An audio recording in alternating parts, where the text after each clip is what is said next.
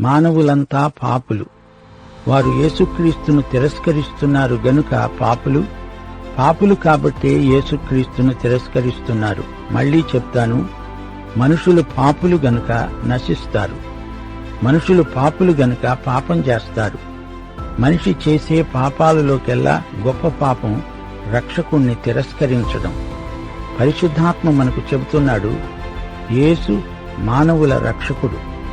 మనకు రావలసిన తీర్పును ఆయనే భరించాడు. ఆయనే మనకు నీతి అయ్యాడు. మనకు పరలోకానికి సరైన సంబంధం ఏర్పరిచాడు. మన పరలోకపు తండ్రి మహాసంపన్నుడు. భూమి, దాని సర్వసంపూర్ణత ఆయనదే.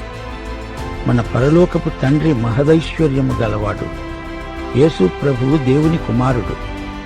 మనము ఆయనతో సహవారసులం. ఇది మనకెంత భాగ్యమో!